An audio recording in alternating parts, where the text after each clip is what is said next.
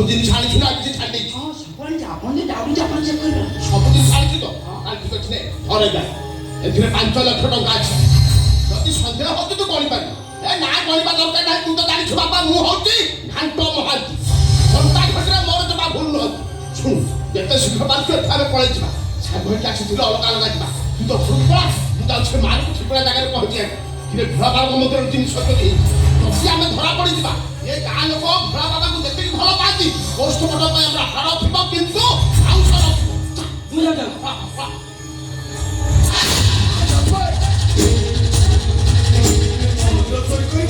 तो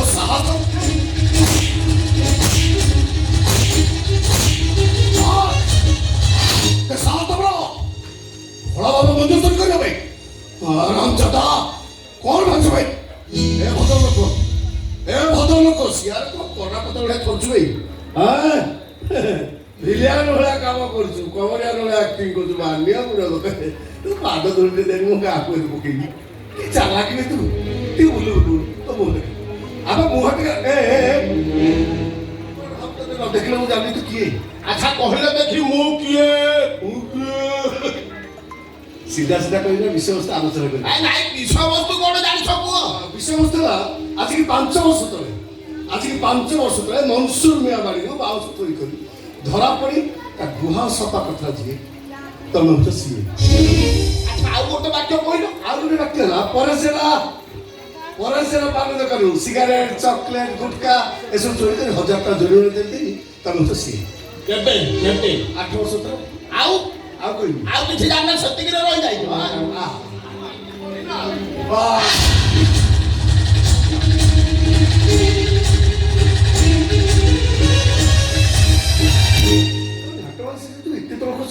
ସେଇ ଥରେ ତ ଛୋଟ ଚୋରି କରିଦେଲୁ ପରକ୍ରିୟା ପୁତି କଲୁ ବୋଲି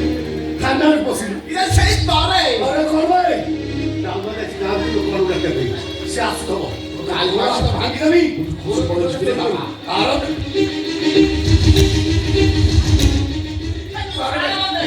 ତୁ ସେ ବ୍ୟାଗ ନେବେ ଇରେ ସେ ମୋ 5 ଲକ୍ଷ ଟଙ୍କା ଦେଇଛି ନହେଲେ ସେ ଟଙ୍କା ବଦଳ ସେ ଫେରେଇବ ନେଇ ରେ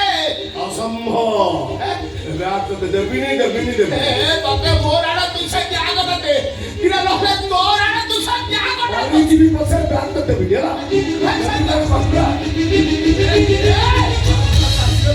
ଛୁଆ ଦବୁ ନାହିଁ ଏ ଛୁଆ ଦେଖିବା କେମିତି ଦବୁ ନାହିଁ ଏ ତୋ ବୋପା ଯେ ଛୁଆ ଦବ ଘାଟ ବାଦ ମୁଁ ପାନ ଦେବୁନି ଏକୁଟିଆ ଥିଲି ବୋଲି ତୁ ମୋର ଫଟାଇ ସାରିଲୁ କାମରେ ଆସିଲ ଦେଖାବେ ମୁଁ ତୋର କେମିତି ଫଟାଉଛି ତୁ ତୁମେ ମାନେ ଆସିଲ ଏଥର ତୁମେ ମାନେ ଯାହା କରିବା କଥା କର ମୁଁ ଏଥର ଆସୁଛି ମାନେ ମୋ ଦେହରେ ଆଉ ବଳ ନାହିଁ କି ମୋ ପାଟିରେ ଆଉ ଲାଳ ନାହିଁ ମୋ ତଣ୍ଟି ପାଟି ଶୁଖିଗଲାଣି ମୁଁ ଯାହା କହୁଛି ସାକ୍ଷାତରେ କହୁଛି ଏ ଟଙ୍କା ମନ୍ଦିର ଭିତରେ ବସି ଚୋରି କରୁଥିବା ବେଳେ ମୁଁ ତାକୁ କଳେ ବଳେ କୌଶଳେ କାଟି ବସି ଧରିଛି ଯାହା ମିଛ ଗୁଡ଼ା ରହୁଛି କଳେ ବଳେ କୌଶଳ ମାଟି ମାତେ ଚୋରଙ୍କ ମୁହଁ ଟାଣେ ଭାଇ ସତ କହୁଛି ଏ ଘାଟ ମାନ୍ତି ତା ସହିତ ଆଉ ଜଣେ ଆସିଥିଲା ସିଏ ଭଲରେ ଉତ୍ତମ ମଧ୍ୟ ଖାଇଛି ଗଲୁ ସିଏ ଆରାମ ଦେଲା ଖସି ଯାଉଥିଲା ଭାଗ୍ୟ ଭଲ ମୁଁ ପହଞ୍ଚିଗଲି ଅରଟା ଯିବୁ କଣ ଭାଇ ଜବରଦସ୍ତ ଆକ୍ଟିଂ କରୁଛୁ ତୋରେ ହଁ ଇଏ ଏଠି ଗାଁ ଗହଳି ବୋଲି ଚୋରି ଚୁରା ଖାଇ ଦଉଛନ୍ତି ଖାଲି ଯାତ୍ରା ପାଟି ଜାଗାରୁ ସେଠି ଚାକିରି କରିବୁ ଭଲ ବଜାରରେ ଚାକିରି କରିବୁ ଆଉ କେବେ ମିଛ ନାହିଁ କିରେ ତୁ କିରେ ଯିଏ ବାବାଙ୍କ ମନ୍ଦିରରୁ ମୂର୍ତ୍ତି ଚୋରି କରି ପାରେ ତା ପାଖରେ ମିଛ କୋଉ ପାପରେ ଗଣା ଶଳା ଚୋର ଶଳା ଓ ସମୟ କଥାବାର୍ତ୍ତା କର ଘାଟ ମାନ୍ତି ଏ ତୋର ଏ ସାଧୁ ଏ କାମ ନୁହଁ ଏ ଗାଁ ଲୋକ ସମସ୍ତେ ଜାଣିଛନ୍ତି ଆଚ୍ଛା ତମେ କେମିତି ସେ ପ୍ରମାଣ ଦେବ ତମେ ଦରକାର ନାହିଁ ଆରେ ବା ଛୁଆ ମାଇତେ ପଡ଼ିବ ତୁ ବାବୁ ଆଉ ତୁ ଆଉ କାହିଁ ଚାଲେ ବା କହୁନୁ ବାପା କହିଲା ବୋଉ କହିଲା ତୋର କ'ଣ ଡାଇଲଗ ମନେ ପଡୁନାହିଁ ମୋର କିଛି କହିବା ଦରକାର ନାହିଁ ତମେ ପୋଲିସ ହାତରେ ଧରେଇଦେଲେ ଯାହା କହିବେ କି ତୁମେ ଥାନାରେ କହିବି ଥାନାକୁ ନବ ନଉନା ଡେରି କରୁଛ କାହିଁକି ବା କୋଉ ଥାନାକୁ ନବ ଇଆଡ଼େ ଯୋଡ଼ା ଥାନାକୁ ନବ ନା ସାରା ବଡ଼ ବିଲି ଥାନାକୁ ନବ ଥାନାକୁ ନେଲେ ମୋର କଣଟା ହବ ଭୋଳା ବାବା ମନ୍ଦିର ଚୋରି କଥା ଅପରାଧରେ ତତେ ଜେଲ ହବ ମତେ ଫାଶୀ ହବ ଫାଶୀ ମତ କଥାରେ ପ୍ରମାଣ ମୋ ପାଖରେ ଅଛି ତୋ ପାଖରେ କି ପ୍ରମାଣ ଭାଇ ଥରେ ପ୍ରାକ ଚୋରଙ୍କ ମୁହଁଟାରେ ଭାଇ ସତ ଘାଟ ମା ଯୋଉ ବ୍ୟାଗଟା ଧରନି ସେ ବ୍ୟାଗଟା ଦେଖ ତା ଦେହରେ ଭୋଳା ବାବାଙ୍କର ଅଷ୍ଟ ଧାତୁ ନାଟକ ଅଛି ଦେଖ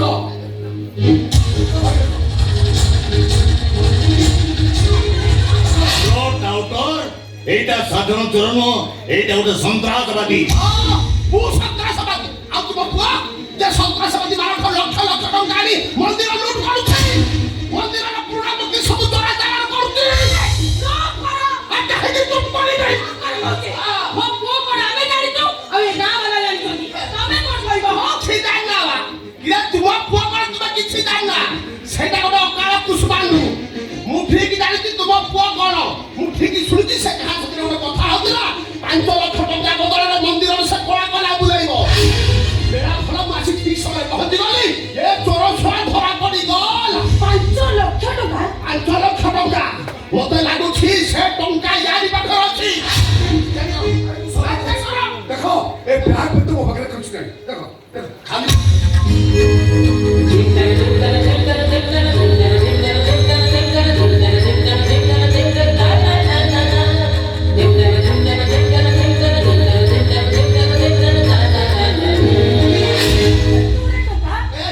ଛୁଆ ଗୋଟେ ବାଣ୍ଡୁଲିରେ ଲକ୍ଷ, ଇଏ 5 ବାଣ୍ଡୁଲିରେ 5 ଲକ୍ଷ। ହୋ ବେଦର ସାହେବ ଏଥର କଥାଟା ବିଶ୍ୱାସ ହେଲା ତ? नहीं से बैग बोल रहे कौन से बैग ଜାଗ ମୋର ବାଣ୍ଡୁଲି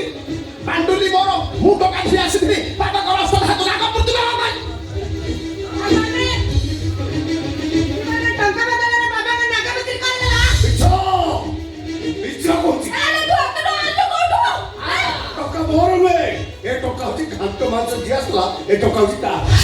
ସେ ଚୋରି କରିବାକୁ ଆସିଥିଲା, ସାଥିରେ ଏତେ ଟଙ୍କା ଆଣିଥିଲା କାହିଁକି? ବାସ୍ ମୋ ଝିଅ କ୍ଷୀରି ପାଣିର କଥା ମତେ କଥା ଟଙ୍କା ଭଳିଆ କଥା ମତେ କହିଲା।